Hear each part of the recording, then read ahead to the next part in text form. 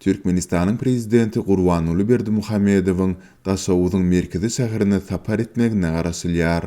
Bu barada Azatlyk radiosynyň türkmen hökümetine ýakyn seçmesi, şeýle-de garandaşlary Daşowuzda ýaşaýan daşary ýurtlardaky türkmen raýatlary habar berýärler. Berdimuhamedowyň Daşowuza 27 martda barjakdygy aýdylýar. Munyň bilen baglylykda häzir şähere welaýatyň beýlik etraplaryndan hiç kim göýberilmeýär.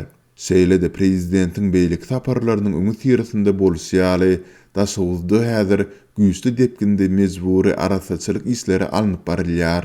Şeýle-de dünýäde koronavirus pandemiýasynyň ýaýramagynyň fonunda ýurtda bu virusu ýolugan ýekejede ýagdaýyň hasaby alynmandygyny aýdýan türkmen häkimetleri şäherde dezinfeksiýa işlerini geçirýärler.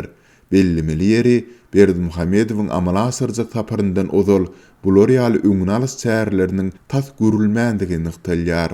Daşowuz şäherinde jaýlaryň daşky diwarlary we üçekleri boýalýar, dezinfeksiýa edilip uly taýýarlyk görülýär diýip Ukrainada bilim alýan türkmen taliýewi Daşowuzdaky ýakynlaryna salgylanyp maglumat berdi. Sol bir wagtda prezidentiň Daşowuza etjek saparynyň gün tertibi anyk belli däl. Türkmen medeniýetinde bu umuman saparyň özü barada hem hiç şeýle maglumat berilmeýär. Geçen aýyň dowamında Berdimuhamedow Lewapda we Marda hem saparda bolupdy. Ozalk saparlardan tapawatlylykda ol welaýatlaryň baş mesjidlerine hem baryp öz galam hakyndan düşdi diýilen ferişteleriň hasabyna sadaka beripdi. Mundan soň Berdimuhamedowa jan saglyk, uzak ömür dilenip doga dilekhem edilipdi. Bu jan saglyk dilekleriniň dünýädäki koronavirus pandemiýasy bilen baglylykda edilip edilmändigini, şeýle-de bularyň arasynda baglansaň bardygyny ýa ýokdugyny anyklamak başartmady. Prezidentiň sapary ýurtda welaýatlaryň arasyndaky gatnaw çäklendirmeleriniň fonunda geçýär.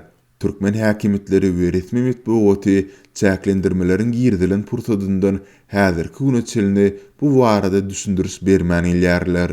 Emma türkmen hökümetine ýakynlygy bilen tanalýan internet neşirleri bularyň koronavirus pandemiýasynyň ýaýramagynyň öňüne almak maksady bilen amal edilýändigini aýdýarlar.